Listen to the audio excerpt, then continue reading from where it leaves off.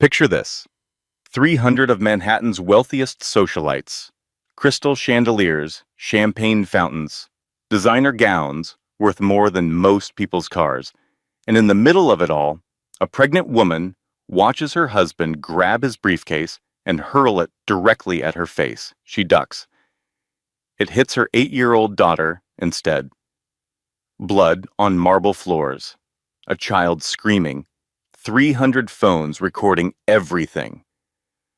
But here's the twist nobody expected. That briefcase was not a moment of rage. It was the first move in a calculated plan to steal her children, lock her in a psychiatric facility, and make her disappear. What her billionaire CEO husband did not know. His pregnant wife used to be a forensic accountant, and she was about to trace every hidden dollar, expose every secret, and burn his empire to the ground. This is not just a story about a woman who survived. This is a story about a woman who fought back. A mother who lost everything, her home, her freedom, her daughter, and turned that loss into the most dangerous weapon a woman can have. Nothing left to lose. If you have ever felt trapped in a relationship that made you feel small, if you have ever questioned your own sanity because someone convinced you that your feelings were wrong, if you have ever wondered whether the door to your cage is really as locked as he wants you to believe, this story is for you. Because sometimes the most powerful thing a woman can do is refuse to stay silent. The lesson. Here's what Rebecca's story teaches us. Your feelings are valid. Your observations are accurate. You are not too sensitive. You are not too dramatic. You are not crazy, and the children are always watching. They will learn either that abuse is normal or that their mother was strong enough to choose differently. Rebecca chose differently. The meaning. This is more than entertainment. This is a reminder that strength does not mean never falling down. Strength means getting back up when the whole world is trying to keep you on your knees. It means trusting yourself when everyone around you says you are wrong. It means protecting your children, even when the system is designed to work against you. And it means knowing, deep in your bones, that you deserve safety, respect, and love without conditions. I used to think I was smart, forensic accountant, top of my class at Columbia. I could trace a hidden dollar through 17 shell companies across 4 continents before my second cup of coffee. I had built a career on seeing what powerful men tried to hide. But I could not see the monster sleeping next to me for 2 years. If you are listening to this and something feels wrong in your gut about the man you love, trust that feeling. I did not, and it almost killed my daughter. My name is Rebecca Thornton Caldwell. I am 34 years old, and 72 hours ago, my husband threw a briefcase at my face in front of 300 of Manhattan's wealthiest socialites. He missed me. He hit my 8-year-old daughter instead. But I am getting ahead of myself. Let me take you back to where this story really begins. Not at the charity gala, where everything exploded, but 3 days earlier, in the kitchen of our Manhattan penthouse, where I was checking the temperature of my husband's eggs for the 6th time. 6 times. I checked his eggs 6 times. That should tell you everything you need to know about what my life had become. The morning sun streamed through our floor-to-ceiling windows, painting the white marble countertops in shades of gold. From the outside, our home looked like something from an architecture magazine. $30 million of carefully curated luxury, 62 floors above the city that never sleeps. From the inside, it was a prison with really nice appliances. Lily sat at the breakfast bar, her blonde hair still tangled from sleep, her small fingers wrapped around a purple crayon. My daughter had learned to make herself invisible during meals. She drew quietly in her journal, never asking questions, never making noise, never buttons. never doing anything that might draw attention. She was 8 years old, and she had already mastered the art of disappearing. "Mommy," she whispered, so quiet I almost missed it. "Why do you check the eggs 6 times?" I froze, my hand hovering over the pan. "Because Daddy Jack likes them perfect, sweetie." Lily's crayon paused on the paper. Daddy Michael never cared about eggs. The name of my first husband hung in the air like a grenade with the pin pulled. Michael Thornton had died in a car accident when Lily was 3. He had been kind and patient and perfectly happy with scrambled eggs, however they came out. He had also been dead for 5 years, and mentioning him in this house was forbidden. I heard Jack's footsteps on the marble stairs before I heard his voice. "Are we talking about the dead husband again?" Jonathan Caldwell III entered the kitchen like he owned it, which technically he did. He owned everything. The penthouse, the cars, the bank accounts, even the clothes on my back came from credit cards with his name on them. He was 42 years old, with silver touches at his temples and the kind of jaw that looked good on magazine covers. CEO of Caldwell Financial Group, old money, older connections. The kind of man who had never been told no in his entire life. "How charming," he continued, pouring himself coffee from the pot I had prepared exactly the way he liked it. "Lily, do not bother your mother with questions about the past. The past is dead. We focus on the future in this family." "Yes, Daddy Jack," Lily said, her eyes dropping back to her drum. Jack, her drawing. I watched my daughter shrink into herself and felt something crack inside my chest. This was not the life I had imagined for her. This was not the life I had imagined for any of us. But here is what they do not tell you about controlling men. It starts small. So small you do not even notice it happening. He suggests you quit your job because the pregnancy is too stressful. He offers to handle all the finances because you should not worry. He recommends you skip your sister's birthday party because he has important clients coming to dinner. By the time you realize you have no money, no job, and no friends left, you are already trapped. If a man isolates you from everyone who loves you, that is not protection. That is a cage. I was 7 months pregnant with our daughter. I had not spoken to my mother in 6 years. My college friends had stopped calling after I canceled lunch plans for the dozenth time. I had no savings, no income, and no way out. And I did not even realize I needed one. Jack's phone buzzed on the counter. He checked it immediately, the way he always did, and something strange happened. His face softened. The corners of his mouth lifted into something that almost looked like a genuine smile. In 2 years of marriage, I had never seen him smile at a text message. "Daddy Jack," Lily said, looking up from her drawing with innocent curiosity. "Who makes you smile like that? You never smile at Mommy like that." The temperature in the kitchen dropped 20 degrees. Jack's face went from soft to stone in the space of a heartbeat. He set down his phone with deliberate care, the kind of controlled movement that meant real danger was coming. "Lily," he said, his voice cold enough to freeze the eggs I had so carefully prepared. "What have I told you about asking questions during breakfast?" My daughter's face crumpled. "I was just curious." "I did not mean to. Did I ask for your opinion? Did I ask for your commentary on my facial expressions? Did I invite you to participate in adult conversations?" "Jack, she is 8 years old." The words left my mouth before I could stop them. His eyes snapped to mine, and I saw the flash of fury that meant I would pay for this intervention later, when we were alone, when there were no witnesses. "I am aware of her age, Rebecca. I am also aware that children need structure and discipline, not encouragement to be nosy about things that do not concern them."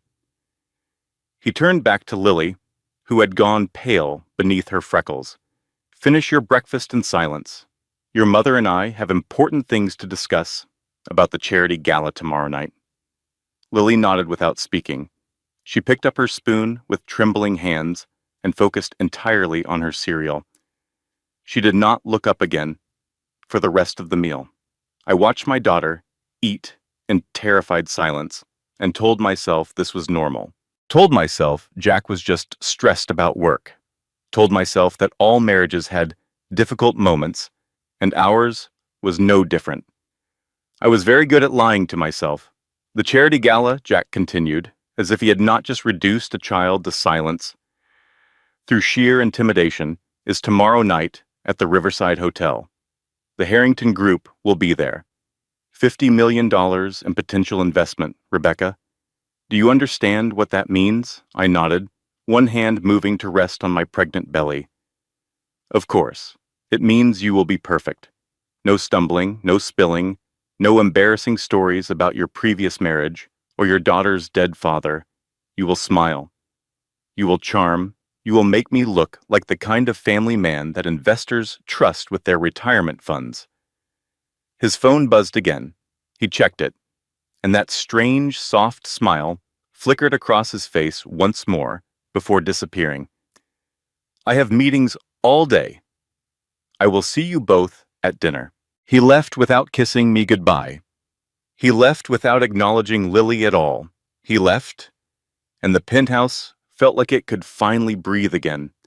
"Mommy," Lily whispered after the elevator doors closed, "did I do something wrong?"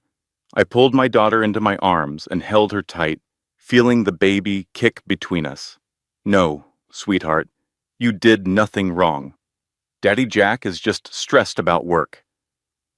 But even as I said the words, I knew they were not true.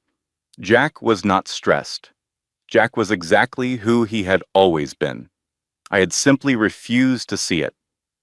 The charity gala was 24 hours away, and everything I thought I knew about my life was about to shatter into a million pieces on the marble floor of the Riverside Hotel ballroom.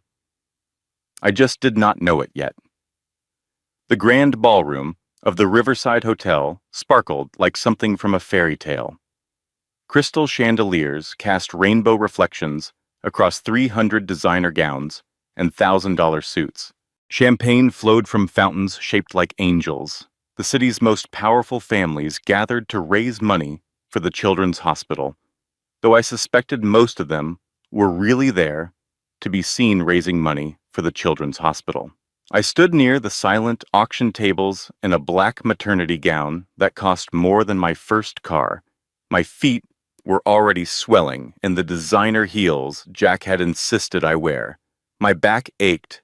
The baby was pressing on my bladder, but I smiled my brightest smile and played the role of perfect corporate wife, because that is what Jack expected, and disappointing Jack had consequences. Lily sat at the children's table near the stage, her small purse stuffed with crayons she had smuggled past the event coordinators. She was drawing quietly, carefully, making herself invisible in a room full of adults who did not notice her. At 8 years old, my daughter had learned that silence was safety. "Rebecca," darling called Margaret Peterson from across the room. She was a silver-haired woman in her 60s, dripping with diamonds and married to the head of the Peterson Group. "You look absolutely radiant. How much longer now?" 2 months, I replied, my voice warm and practiced. "We are so excited." Jack appeared at my side, his hand settling on the small of my back with possessive pressure. His fingers dug into my skin through the fabric of my dress.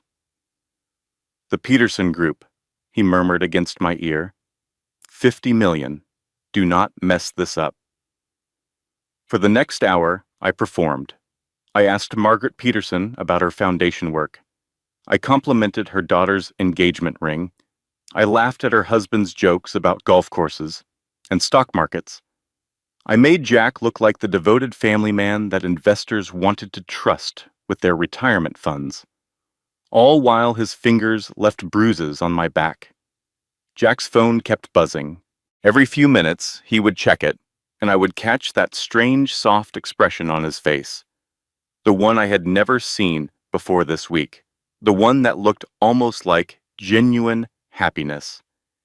He never looked at me that way. Around 9 o'clock, I excused myself to get some sparkling cider. The pregnancy made me constantly thirsty, and I needed a moment away from the performance. I was reaching for a crystal glass when I noticed a young woman watching us from across the room, blonde, late 20s, beautiful in the way that made other women feel invisible. She wore a red dress that probably cost more than most people's monthly rent. When our eyes met, she quickly looked away. Something cold settled in my stomach, something that felt like recognition, even though I had never seen her before.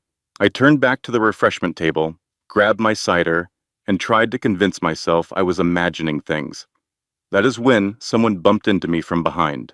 The glass slipped from my fingers. Sparkling cider splashed down the front of my black gown, spreading across the expensive fabric like a golden stain that seemed to glow under the chandeliers. The crystal shattered on the marble floor with a sound that cut through the elegant music. "Oh my goodness," exclaimed the woman who had bumped me, a red-faced donor who had clearly had too much champagne. "I am so sorry. I am such a klutz. Let me help you clean that up." "It is fine," I assured her, dabbing at the stain with a cocktail napkin. These things happen. But even as I spoke, I could feel Jack's eyes boring into me from across the room. When I looked up, his expression was thunderous. He excused himself from his conversation with the Peterson group and strode toward me with the purposeful walk I had learned to fear. "What did you do?" His voice was a whisper that cut through the ballroom chatter like a blade. His hand closed around my arm, just above the elbow, tight enough to leave marks. Someone bumped into me. It was an accident. There are no accidents with you, Rebecca. Only carelessness and consequences. Jack, please, you are hurting me. His grip tightened. The Peterson group is watching. Do you have any idea how this looks? My pregnant wife stumbling around like a drunk at a charity event? I was not stumbling. I was standing still when she... "Do not make excuses." He cut me off, his smile never wavering for the benefit of nearby guests. "Go to the ladies' room and clean yourself up. We have important people to impress tonight." That is when Lily appeared. She had left the children's table, drawn by some instinct that her mother needed help. She ran toward us, clutching a handful of paper napkins from her place setting. "Mommy, I have napkins. Let me help you with your dress." The innocent offer of assistance seemed to infuriate Jack beyond all reason. "Did anyone ask for your help?" His voice went ice cold. "Go back to your table and sit down." "But I just wanted to..." "I said go sit down." His voice carried enough menace to make several nearby guests turn and stare. Children should be seen and not heard at events like this. Lily's face crumpled. Tears began forming in her eyes. Something inside me snapped. That was uncalled for. I heard myself say the words with a firmness that surprised me. She was trying to help. Jack's smile never wavered, but his eyes went flat and dangerous. "We will discuss your opinions about my parenting when we get home." He released my arm and turned toward the table where he had left his briefcase. I assumed he was going to check his phone again. I assumed wrong. What happened next took less than 3 seconds, but it would replay in my mind for the rest of my life. Jack grabbed his leather briefcase from the table.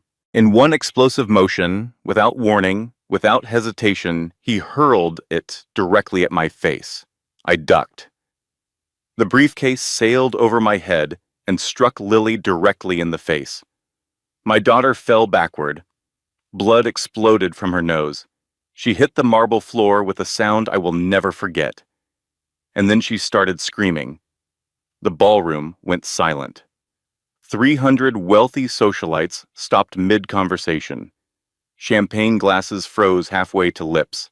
The string quartet stumbled to a halt. Everyone stared.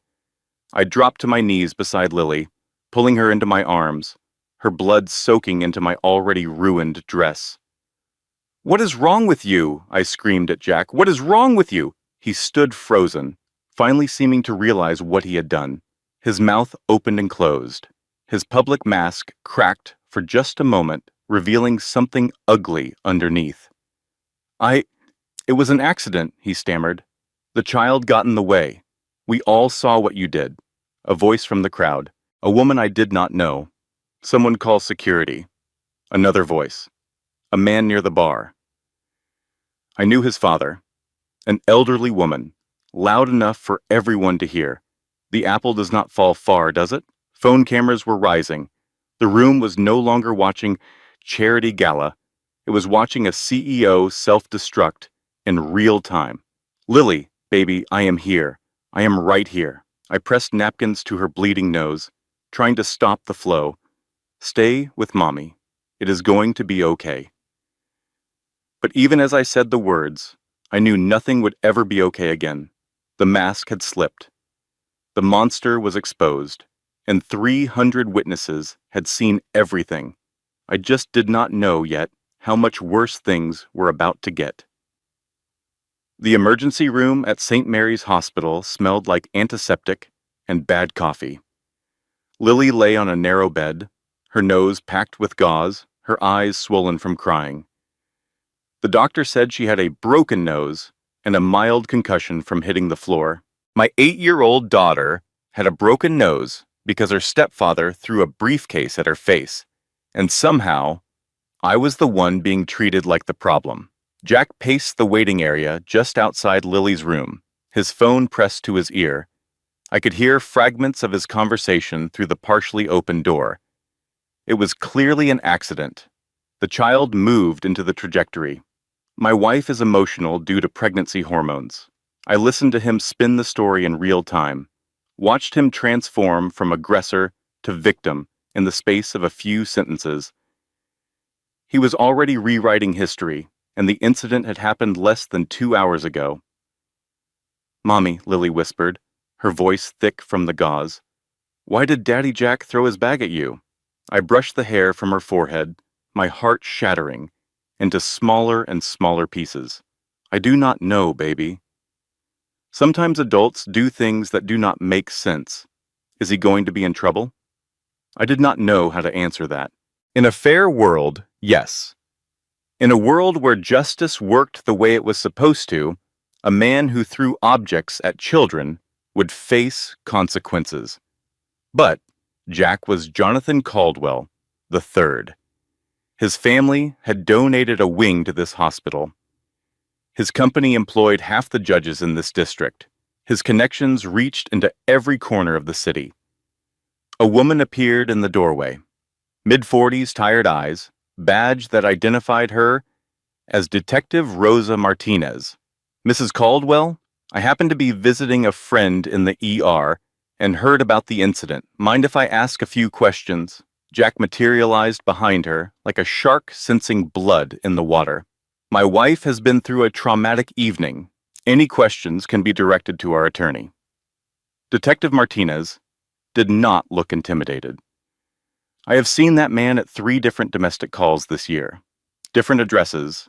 None of them led anywhere because, because he is Jonathan Caldwell.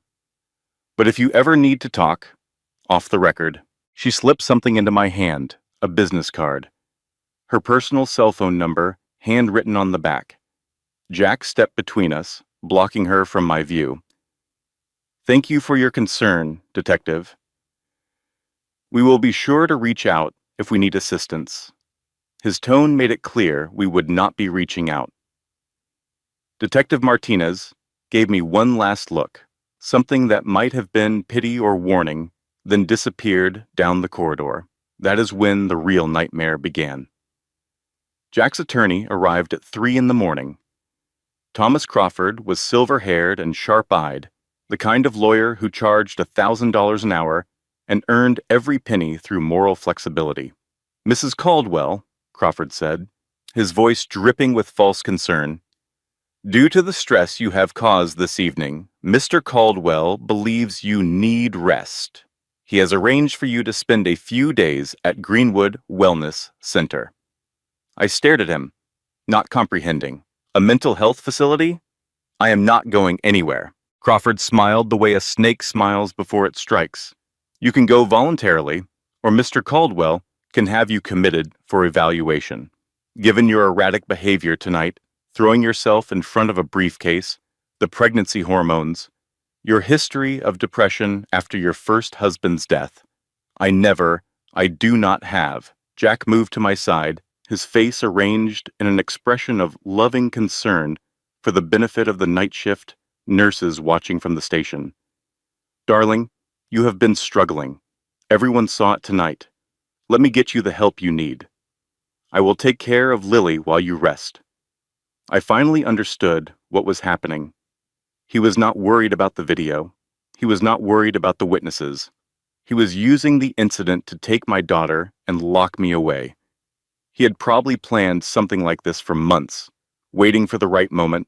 My husband had just handed me the consequences for embarrassing him in public. No, I said. No, I am not going anywhere. Lily needs me. Jack's mask flickered. Rebecca, do not make this harder than it needs to be. I said no.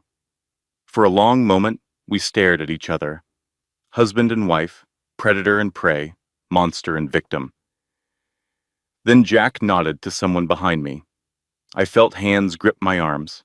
Security guards, hospital staff. People who were supposed to help patients, not restrain them. What are you doing? I struggled against their hold. You cannot do this. I have not done anything wrong. Crawford produced a stack of papers with an official-looking seal. Emergency psychiatric hold, Mrs. Caldwell. Signed by Judge Morrison an hour ago. Your husband has expressed concern about your mental state, and given tonight's events, the judge agreed that evaluation is warranted. That is when Lily woke up. Mommy? Her voice was confused, groggy from pain medication. Mommy, why are those people holding you? Everything is fine, baby. I tried to keep my voice calm, go back to sleep. A social worker appeared, a young woman with a clipboard who would not meet my eyes. I am here for the minor child, she said. Lily Thornton. We have temporary custody orders. No, you cannot take her. She is my daughter. Mr. Caldwell is her legal adoptive father, the social worker recited. He has been granted emergency custody pending your psychiatric evaluation. Lily started screaming. Mommy, do not let them take me. I will be good. I will not draw during dinner anymore. She was dragged from her hospital bed by strangers in the middle of the night, blood still crusted around her broken nose, tears streaming down her bruised face. And I could not do anything to stop it. Lily. I fought against the guards holding me. Lily. Jack watched the whole scene with an expression of calculated sorrow, playing the concerned husband, playing the responsible stepfather, playing his part perfectly while my world collapsed around me. Take her to Greenwood, he said quietly. I will handle things here. The last thing I saw before they sedated me was my daughter's terrified face disappearing around the corner. The last thing I heard was her voice screaming for a mother who could not save her. Greenwood Wellness Center was not a hospital. It was a warehouse where wealthy men stored women who had become problems. The building was beautiful. I will give it that. Victorian architecture surrounded by manicured gardens, private rooms with expensive linens, a spa, a pool, gourmet meals prepared by a professional chef. But the doors were locked, the windows did not open, and every patient I met had the same story. Her husband put her there. I spent my first 3 days heavily medicated, floating in a fog that made it impossible to think clearly. They called it treatment. I called it chemical imprisonment. On the 4th day, they reduced my dosage because of the pregnancy. Said they did not want to risk harm to the baby. As if locking a pregnant woman in a psychiatric facility against her will was not already causing harm, my head began to clear, and I started paying attention. Group therapy happened every afternoon in a sunlit room with comfortable chairs and motivational posters on the walls. There were 8 women in my session, ranging in age from mid-20s to early 70s, all wealthy, all well-dressed, all with the same hollow look in their eyes. "Welcome to the Inconvenient Wives Club," said a woman named Patricia Harrison during my first session. She was somewhere in her 60s, silver hair, perfectly styled, designer clothes that cost more than most people's monthly salary. "I do not understand," I said.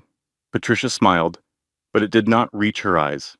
"We are all here for the same reason, dear. Our husbands found us inconvenient. Too many questions, too much independence, too close to discovering something they wanted to keep hidden." Another woman, Linda Stewart, nodded in agreement. She was younger, maybe 40, with the kind of beauty that required maintenance. "My husband put me here because I found his offshore accounts, $20 million hidden in the Cayman Islands, money that was supposed to be for our children's education. Mine committed me after I questioned the prenup," added a third woman. "I discovered it gave him control over my inheritance if I was ever declared mentally incompetent." 3 days later, here I was. I looked around the circle. 8 women, 8 stories, 8 husbands who had discovered that psychiatric commitment was easier than divorce. "My husband threw a briefcase at my daughter," I said. "Hit her in the face, broke her nose, 300 witnesses at a charity gala. And somehow, I am the crazy one." Patricia reached over and patted my hand. "That is how it works, dear. They create the crisis, then punish us for reacting to it. The more you fight, the more unstable you look. The calmer you stay, the more they medicate you until you cannot fight anymore." "So what do we do?" I asked. "How do we get out?" The room went quiet. "Most of us do not," Linda finally admitted. "Our husbands control the doctors. Our husbands control the lawyers. Our husbands control our children." "Most of us," Patricia repeated, emphasis on the first word. "But not all of us. Some of us are playing a longer game." She leaned forward, her voice dropping to a whisper. "What did you do before you married Jonathan Caldwell?" "I was a forensic accountant," I said. "I traced hidden money for a living." For the first time since I arrived, Patricia's smile reached her eyes. "Well then, I think we need to have a private conversation." That night, Patricia visited my room after lights out. She brought Linda with her, along with a woman named Dorothy Freeman, who I had not met before. Dorothy was 72 years old, sharp as a tack, and had been at Greenwood for 3 years. "We have been waiting for someone like you," Patricia said. "Someone with actual skills. I do not understand." "Men like our husbands think they are smart," Dorothy explained. "They move money through shell companies and offshore accounts and think no one will ever find it. But they all make the same mistakes. They all leave patterns. And those patterns can be traced by someone who knows what to look for. But they took my phone, my computer. I do not have access to any financial systems." "Did they take your memory?" Patricia asked. "You spent years tracing hidden assets. You know what to look for. All you need is access to one computer for 1 hour. And then what? Then you find the evidence that puts your husband in federal prison. Then you get your daughter back. Then you destroy him the way he tried to destroy you." I stared at these 3 women, wives who had been locked away and forgotten, mothers who had been separated from their children, victims who had decided to stop being victims. "There is an orderly," Linda continued, "Marcus Williams. His mother was in a place like this. His stepfather put her there. It took 2 years to get her out. He helps us when he can. What happened to her stepfather?" Linda's smile was cold and satisfied. "Federal prison. Tax fraud. Turns out his mother had documented everything before she was committed. All she needed was someone to help her get the evidence to the right people." I thought about Lily, about her broken nose and her terrified screams, about the baby growing inside me, who deserved better than a father who threw things at children. What do I need to do? The next afternoon, Marcus Williams helped me access a computer for work emails. At least, that is what the log said. What I actually did was pull every financial record I could remember about Caldwell Financial Group, account numbers Jack had mentioned on phone calls, shell company names I had glimpsed on his laptop screen, patterns of spending that did not match legitimate business operations. And I found it. $47 million missing over 5 years. Shell companies in the Cayman Islands, all named after flowers. Vanessa's Flowers, Lily's Garden, Rose Holdings. He was naming his crimes after women. But who was Vanessa? I was about to find out, because that is when my mother walked into Greenwood Wellness Center and demanded my release. I had not seen Margaret O'Brien in 6 years. The last time we spoke, she was drunk, and I was 28 years old, and she was telling me that my husband's death was my fault, that I should have made Michael stay home that night, that I had killed him by letting him drive in the rain. She had been my emergency contact once, then she had become my deepest wound. Now she stood in the Greenwood lobby, sober and furious, with a camera crew from Channel 7 News setting up behind her. "You are holding my pregnant daughter against her will, based on her husband's request," she announced to the administrator. "I have contacted the ACLU, the New York Times, and as you can see, I have got a camera crew outside. Now you can release her voluntarily, or you can be tomorrow's viral villain." The administrator went pale. "Mrs. O'Brien, this is a private medical facility. We cannot simply. My daughter's lawyer will be filing a wrongful commitment suit within the hour. My daughter's doctor will be questioning the validity of the evaluation that brought her here. And my daughter's story will be on the evening news tonight unless she walks out those doors in the next 15 minutes. I stood in the hallway, watching this woman I barely recognized negotiate my freedom with the confidence of a general commanding troops. This was not the mother I remembered. This was not the woman who had drunk herself into oblivion every night for years after my father left. This was someone new, someone strong, someone sober. 14 minutes later, I walked out of Greenwood Wellness Center for the first time in nearly 2 weeks. "Mom," I said, the word feeling strange in my mouth, "I have not seen you in 6 years." "I know, baby." She took my hand, her grip firm and warm. "I saw you on the news, saw that man's face. When he threw that briefcase, recognized it. Recognized it? Looked just like your father before he would hit me." We stood in the parking lot, mother and daughter, separated by years of pain and silence. But in that moment, none of it mattered. She had come, she had fought, she had won. "I have been sober for 4 years, she continued, working the program, making amends.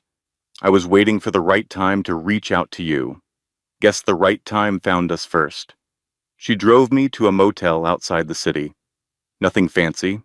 2 beds, a coffee maker, a bathroom that had seen better days. But the doors locked from the inside, and Jack did not know where we were. That night, Detective Rosa Martinez showed up with files and coffee and a look of determination that made me feel, for the first time, like I might actually survive this. "I have been investigating your husband for 2 years," Martinez said. 3 domestic violence calls that went nowhere. 2 ex-girlfriends who suddenly moved out of state. 1 secretary who disappeared from public record entirely. Disappeared? Her name was Vanessa Blake. She worked at Caldwell Financial for 4 years. Then she transferred to a consulting position in Miami, and her social media went dark. "Vanessa," I repeated, "like Vanessa's Flowers. One of the shell companies." Martinez's eyes sharpened. "You found the shell companies? $47 million missing, all routed through companies named after women." "That is enough for a federal investigation," Martinez said. Combined with the video from the gala, we might actually be able to take him down. What about Lily? My voice cracked. Can I get her back? Martinez hesitated. Your husband has emergency custody based on your commitment. But if we can prove he is a flight risk, if we can show the court that he has been hiding assets and planning to run, no judge will leave a child with him. I pulled out the financial records I had memorized and reconstructed from my time at Greenwood, numbers and account names and patterns that added up to federal charges. This is enough, I said. This has to be enough. My mother poured terrible motel coffee into paper cups and handed them around. I have been sober for 4 years, she said, but I might need a drink to celebrate when that smug son of a bitch gets arrested. Martinez almost smiled. This coffee might be worse than prison coffee. You have had prison coffee? I have made prison coffee. Do not ask. We spent the next several hours organizing evidence, building a case, planning our approach to the FBI. For the first time in 2 years, I felt like myself again. Not Jack's wife, not Lily's worried mother. I was Rebecca Thornton, forensic accountant, and I was about to burn my husband's empire to the ground. I went to sleep that night feeling something I had not felt in months: hope. At 4 a.m, the police kicked down our door. Rebecca Caldwell, you are under arrest for corporate espionage, theft of proprietary business information, and violation of your commitment release conditions. I stumbled out of bed, my pregnant belly, making every movement awkward. What? I do not. The evidence. Where is my evidence? My laptop was gone. My documents were gone. Everything we had spent hours organizing had vanished.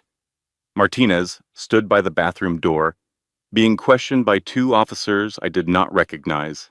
I do not know what you are talking about, she said flatly. I barely know this woman. My heart stopped. Rosa, what are you? Martinez did not look at me.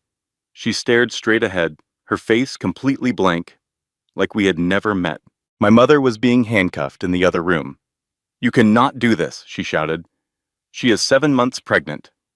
At the police station, Jack appeared with his attorney. Thomas Crawford smiled his snake smile and produced yet another stack of papers with official seals. Emergency custody order, he announced. Given Mrs. Caldwell's mental instability, her escape from treatment, and her theft of proprietary business information, Mr. Caldwell has been granted full, temporary custody of Lily Thornton. She is not even your biological daughter, I screamed. You cannot take her. Jack leaned close, his lips brushing my ear. I adopted her, remember? You begged me to. Please give her a father figure, Jack. You gave me everything, Rebecca. Your career, your money, your daughter. Now I own all of it. He stepped back, his public mask perfectly in place. Book her, he told the officers. I am taking my daughter home. The holding cell was 6 feet by 8 feet. Concrete walls, metal toilet. A bench that served as both chair and bed. I sat with my hands pressed against my pregnant belly, feeling my daughter move inside me, and tried to figure out where everything had gone wrong. Martinez had betrayed me. The evidence was gone. My mother was in a cell somewhere down the hall, and Jack had won. Have you ever been so broken that you considered just giving up? Not in a dramatic way, just stopping. Stop fighting. Stop hoping. Let him win because fighting only made it hurt worse. I sat in that cell and thought maybe they are right. Maybe I am crazy. Maybe none of what I remember is real. Maybe Jack loves me and I am destroying my own family. That is what abuse does. It makes you doubt your own sanity. Makes you wonder if the fist hitting your face is really love disguised as discipline. If you are feeling that way right now, if someone has made you question your own reality, please hear me. You are not crazy. Your perception is not wrong. Your gut feeling is not hormones, or sensitivity, or overreaction. Trust yourself. even when no one else does. A guard appeared at my cell door. Caldwell, you made bail. That is impossible. I did not have anyone left to call. Tell that to the guy with the town car. Outside the station, a black Mercedes waited at the curb. The back door opened, revealing a man I recognized from 1,000 charity galas and business dinners, Charles Weston. 67 years old, billionaire, Jack's godfather. Get in, Mrs. Caldwell. I believe we have a common enemy. 20 minutes later, I sat in the library of Charles Weston's estate, surrounded by more wealth than I had ever seen in one place. You are Jack's godfather, I said. You have protected him his whole life. I protected his father, Charles corrected. I tolerated Jack.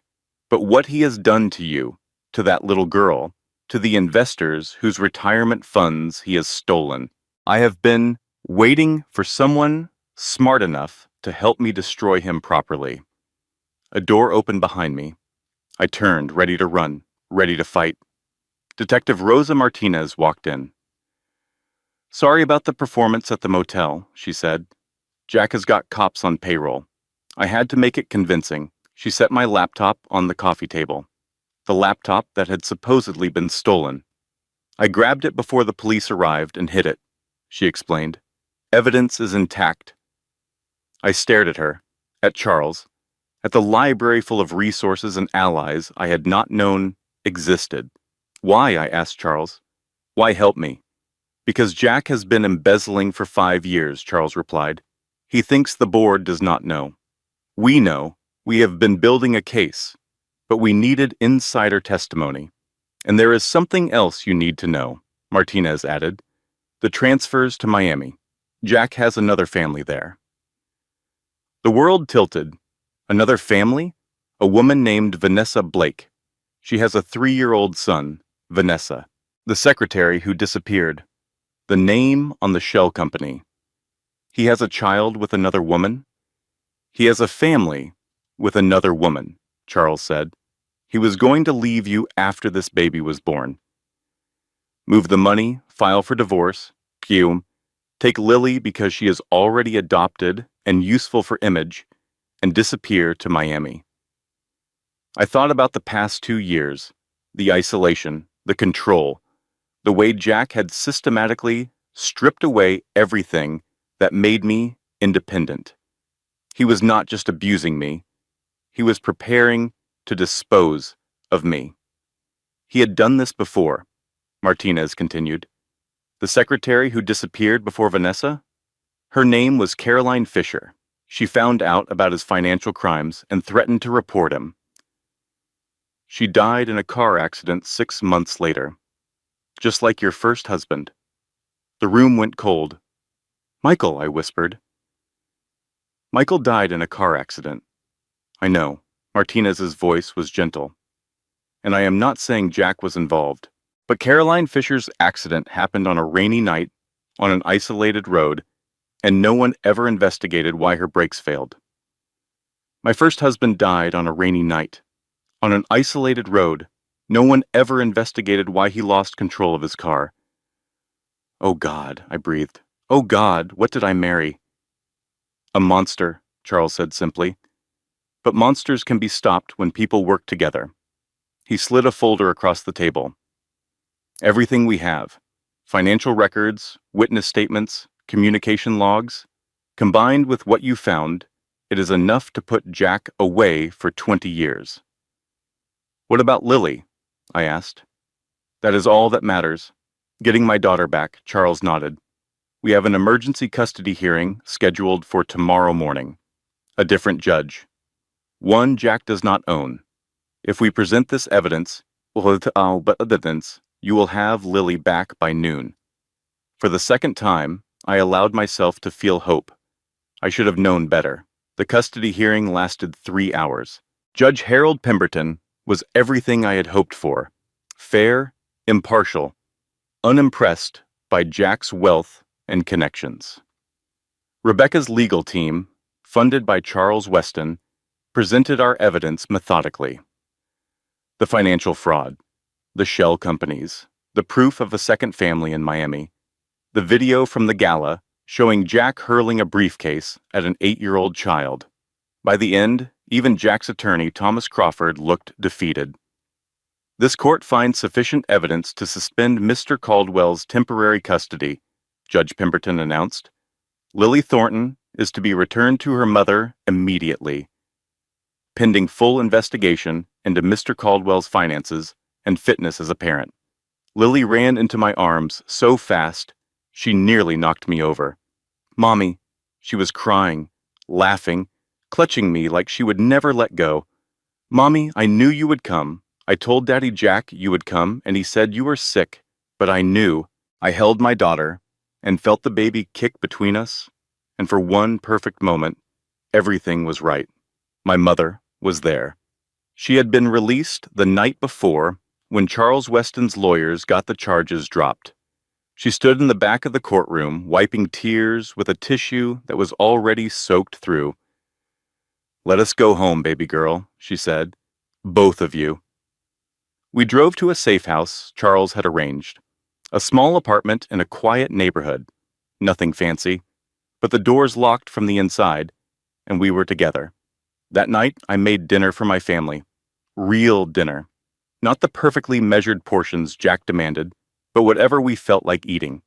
Lily helped me stir the pasta sauce. My mother made a salad that was mostly croutons. We laughed. We actually laughed. I could not remember the last time I had heard Lily laugh like that. Around 9 o'clock, my phone rang. Charles Weston. "Rebecca, I need you to remain calm." My blood went cold. "What happened?" "Check your bank account."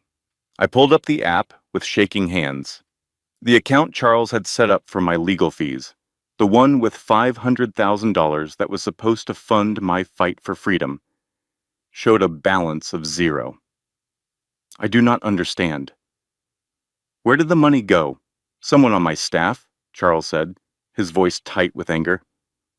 "Someone Jack bought. They transferred everything to an offshore account an hour ago." But that is not the worst part. A knock at the door. Lily jumped. My mother moved to the window. "Rebecca, there are police cars outside," she said. "A lot of them." "I know," Charles continued. "Jack's people leaked your location, and there is more. He sent photos to Judge Morrison. Photos of your mother buying alcohol and driving drunk. Mom has been sober for 4 years. It does not matter. The photos are convincing. Morrison is issuing a warrant for her arrest right now. Parole violation. No, this cannot be happening." The knock became pounding. "Police, open up." My mother looked at me, then at Lily, then back at me. "Take care of her," she said. "Take care of both of them." "Mom, wait." She opened the door and walked out with her hands raised. I watched through the window as they handcuffed her and pushed her into the back of a squad car. "Grandma Maggie!" Lily screamed. "Grandma Maggie!" No, another car pulled up. Jack stepped out of the back, Thomas Crawford beside him. He looked at me through the window, and he smiled. My phone buzzed. Unknown number. "Mrs. Caldwell?" A woman's voice, young, scared.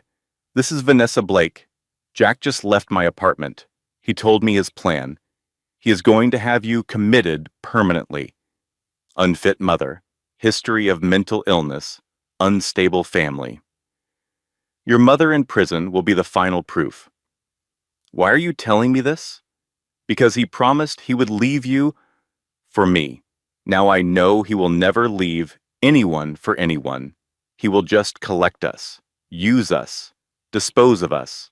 I have a son, Mrs. Caldwell, Jack's son, and I just realized my boy is going to grow up either without a father or with a monster as a role model. What can I do? I can get into his home office. I can access his real records, the ones he does not know anyone knows about. But I need help. I need someone who knows how to find what he is hiding." "Then help me," I said. "Help me destroy him before he destroys us all." I hung up the phone and looked at my daughter. "Lily, sweetheart, Mommy needs you to be brave. I am scared, Mommy. Being scared and doing hard things anyway is being brave. That is the secret nobody tells you. But even as I said the words, I could feel another contraction building in my belly. The stress was sending me into early labor, and Jack was walking toward my door. Everything fell apart in the space of 6 minutes. The first disaster was my mother being dragged away in handcuffs. I watched through the window as she was shoved into the police car, her eyes finding mine, for just a moment before the door slammed shut. "Do not give up, baby," she shouted. "Do not let him win. I survived your father. You can survive him. Grandma Maggie." Lily was crying, pressing her face against the glass. "Grandma Maggie, come back." The second disaster came 2 minutes later, when the contractions hit with full force. I doubled over, gripping the kitchen counter. The baby was not due for another 6 weeks. But stress does terrible things to a pregnant body, and my body had reached its breaking point. "We need to get you to a hospital," Charles said through the phone. "I will send a car. No hospitals. That is where Jack will expect me to go. Rebecca, you could be in premature labor. The baby, I know." I pressed my hand against my belly, feeling my daughter move restlessly inside me. I know. Jack was at the door now. I could hear his voice, smooth and concerned, explaining to the officers that his wife was mentally unstable and needed medical attention. The third disaster happened when I opened the door. Not because I wanted to, because the contractions were coming faster, and Lily was terrified, and I did not have anywhere else to go. Jack took one look at me, hunched over in pain, and his expression shifted into performance mode. "Officers, my wife is in labor. We need to get her to St. Mary's immediately. Thank God I got here in time." He wrapped his arm around me, supporting my weight, playing the devoted husband for his audience of uniformed police. In the ambulance, he held my hand and whispered threats. "You will sign the custody papers. You will drop all charges. You will come home and be the wife you promised to be. Or I will make sure you never see either of your daughters again." The hospital was chaos. Doctors and nurses rushing around, monitors beeping, someone shouting about fetal distress. "We might have to deliver early," the doctor said. Her name tag read Sarah Mitchell. The stress on the baby. "Lily," I gasped. "Where is Lily?" "She was taken to the waiting room," Jack said. "Do not worry. I will make sure she is safe." "No." The word came out as a scream. "No. Keep her away from him." But no one was listening. They were too busy trying to stop my labor, too busy monitoring the baby's heartbeat, too busy doing their jobs, while Jack orchestrated his final victory. Through the window of my room, I watched it happen. Jack walking toward the waiting room where Lily sat alone. Jack showing papers to a social worker. Jack taking Lily's hand, Lily screaming, reaching toward my room, her face twisted with terror. "Mommy, no, I do not want to go with him. He hurts people." Jack's voice, smooth and sorrowful. "Poor thing is so confused. The stress of her mother's mental breakdown. Mommy." I tried to get out of bed, tried to run to her. Nurses held me down. Doctors shouted orders. Lily, restraints on my wrists, a needle in my arm. The last thing I saw was my daughter being carried out of the hospital by the man who had thrown a briefcase at her face. The last thing I heard was her voice screaming for a mother who could not save her. Then darkness. When I woke up, 12 hours had passed. The labor had stopped. The baby was stable. And I was completely alone. No daughter, no mother, no allies, no hope. Jack had won, except for one thing he did not know. While he was busy destroying me, while he was congratulating himself on his victory, while he was certain he had crushed every threat to his power, an army was assembling. Detective Martinez with full FBI authority, Charles Weston with board support, Vanessa Blake with access to every secret Jack thought was hidden. And me, Rebecca Thornton, forensic accountant, with nothing left to lose. Here's what I learned in that hospital bed, staring at the ceiling while my world burned. Nothing left to lose is the most dangerous weapon a woman can have. When you have already lost everything, you stop being careful. You stop being polite. You stop playing by rules that were designed to keep you caged. Jack Caldwell thought he had won. He did not understand that he had just created the one thing he should have feared most. A mother with nothing left to protect except her children's futures. And I was about to show him what a forensic accountant can do when she stops trying to save her marriage and starts trying to destroy her enemy. The annual shareholder meeting of Caldwell Financial Group was the most important event on the company calendar. 200 investors gathered in the grand presentation hall. Media cameras lined the walls. Every major financial outlet sent reporters to cover the CEO's keynote address. Jack stood at the podium in a $3,000 suit, looking every inch the successful businessman. His face was arranged in an expression of confident authority. Caldwell Financial has never been stronger, he announced. Our commitment to your retirement security is unwavering. I watched from the back of the room. 8 months pregnant, dressed in a simple black dress, flanked by Charles Weston on one side and Detective Martinez on the other. Jack did not see me enter. He was too busy performing for his audience. Our projections for the coming fiscal year show unprecedented growth, he continued. With strategic investments in emerging markets and innovative financial products, Caldwell Financial is poised to. I would like to make an addendum to that presentation. My voice carried across the hall. 200 heads turned. Jack's face went white, then red. Then he recovered his composure with practiced ease. Ladies and gentlemen, my wife has been unwell. Security, please escort her. Before they do, I called out, you might want to see what your money has actually been funding. Behind me, Vanessa Blake worked the tech booth. She had arrived the night before with a flash drive containing everything.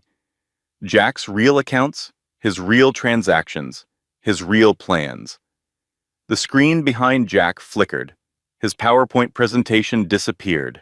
In its place appeared Lily's drawings. 2 years of artwork. Dated, detailed, devastating. The first drawing showed a man screaming at a woman with dollar signs flying from a computer screen into a dark hole. In careful 8-year-old handwriting, the caption read, Daddy Jack takes money from old people and hides it. Gasps from the audience. The second drawing showed a man hugging a blonde woman with a small boy standing nearby. Caption, Daddy Jack's other family that Mommy doesn't know about. More gasps. Whispers spreading like wildfire. The third drawing showed a briefcase flying through the air toward a small girl's face. Caption, The day Daddy Jack hurt me. Jack's mask finally cracked. These are the drawings of a disturbed child, he sputtered. Obviously fabricated by my wife's legal team, too. They are the observations of an 8-year-old who pays attention, I interrupted. Unlike her stepfather, who never noticed that she was documenting every crime, every affair, every abuse. The screen changed again. Now it showed financial records, account transfers, shell companies, $47 million traced through 7 countries to offshore accounts in Jack's name. An investor in the front row stood up, his face purple with rage. That is my retirement fund. I can see my contribution number. Chaos erupted. Jack shouted for security. Security looked at each other and did not move. Charles Weston rose from his seat. I move for an emergency board vote to remove Jonathan Caldwell as CEO and freeze all company assets pending federal investigation. Seconded. called a board member. All in favor, called another. A forest of raised hands. Jonathan Caldwell, you are under arrest. Detective Martinez walked toward the podium, flanked by FBI agents in dark suits. Wire fraud, embezzlement, money laundering, assault on a minor. You have the right to remain silent. Jack's composure shattered completely. You stupid woman, he screamed at me. You have destroyed everything. I made you. Without me, you are nothing. The FBI agents cuffed his hands behind his back. Cameras flashed. Reporters shouted questions. I walked toward him, slowly, deliberately, 8 months pregnant and utterly unafraid. Without you, I said, my voice calm and clear, I am free. Lily is safe, and this baby will never know what it is like to walk on eggshells in her own home. Jack's face twisted with hatred. He lunged toward me, but the agents held him back. This is not over, Rebecca. Family is forever. Marriage is forever. You cannot escape. She is not scared of you anymore. The voice came from behind Charles Weston, small, clear, determined. Lily stepped out from where she had been hidden, her hand clasped in Vanessa Blake's protective grip. Neither am I, my daughter added. Jack stared at Lily, at the child he had terrorized, at the stepdaughter he had tried to possess, and something in him finally broke. You, she. They led him away. Every camera captured his collapse. Every reporter documented his destruction. In the end, the monster was just a man, a weak, pathetic man who needed to control others because he could not control himself. And we had stopped him, all of us, together. 6 months later, I stood in the kitchen of our new house, watching snow fall on the Vermont hillside. It was not a penthouse. It was not worth $30 million. It did not have marble floors or designer appliances or floor-to-ceiling windows overlooking Manhattan. It was perfect. Hope Catherine Thornton was 4 months old. She lay in a bouncer on the kitchen counter, watching me with the clear blue eyes she had inherited from her biological father, Jack's eyes. But she would never know his cruelty. She would never learn his lessons about control and possession. She would grow up loved. That was enough. Lily sat at the kitchen table, working on a drawing. Her artwork had changed in the past 6 months. No more dark colors and sharp edges. Now she drew gardens and rainbows and families with smiling faces. Today's drawing showed our house. Each room was labeled in her careful 9-year-old handwriting. Mommy's room, Lily's room, Baby Hope's room, happy kitchen, safe living room. Grandma Maggie's room, she added, her tongue poking out in concentration. My mother appeared in the doorway, carrying bags of groceries. Your mother is here with the world's most aggressive organic produce selection, I laughed. Mom, you know you do not have to do this every week. I missed 18 years, she replied. I have got a lot of organic kale to make up for. The front door opened again. Detective Rosa Martinez, now just Rosa to us, stomped snow off her boots. Did someone say family dinner? Lily held up her drawing. Auntie Rosa, look, I drew our family. Rosa studied the artwork with appropriate seriousness. She pointed to each figure in turn. That is your mom. That is you. That is Baby Hope. That is Grandma Maggie. And that beautiful woman with the excellent hair must be me. Lily giggled. It is. I watched my family gather in the kitchen, talking and laughing and just being together, and felt something I had forgotten existed. Peace. Jack got 23 years in federal prison. His assets were seized and distributed to the investors he had defrauded. Charles Weston established a foundation for domestic violence survivors and named it after Lily. Vanessa Blake got immunity for her testimony. She moved back to Ohio with her son and started over. We exchanged emails sometimes. She was doing well. And me? I went back to work. Forensic accounting for a nonprofit that helps women find hidden assets during divorces. Turns out, there are a lot of men hiding money from wives they are planning to discard. But mostly, I learned something that took me 34 years to understand. Mommy, Lily said, looking up from her coloring, you are doing that thing where you stare out the window and think big thoughts. Am I? Yeah. What are you thinking about? I am thinking about how proud I am of you, and how brave you were when things were scary. Lily considered this with the serious expression she always wore when processing important ideas. I was not brave. I was scared. I am still scared sometimes. I pulled her into my arms and held her tight. Being scared and doing hard things anyway is being brave. That is the secret nobody tells you. From her bouncer, Hope made the small, cooing sounds that meant she wanted attention. Lily reached over and took her sister's tiny hand. We are brave, Lily told the baby. Mommy and me and you, we are all brave. If you are listening to this, and you are in a relationship that makes you feel small, scared, or crazy, here's what I wish someone had told me. Your feelings are valid. Your observations are accurate. You are not too sensitive or too dramatic. There is help available. You can rebuild from nothing, and your children are watching. They will learn either that abuse is normal or that their mother was strong enough to choose differently. I chose differently. And if you are still in that cage, I promise you, the door is not as locked as he wants you to believe. Dinner that night was chaos. Good chaos. The kind of chaos that comes from too many people trying to help in a small kitchen, from a baby who needs feeding at exactly the wrong moment, from a grandmother who keeps adding ingredients to dishes that do not need them. We burned the garlic bread. Nobody cared.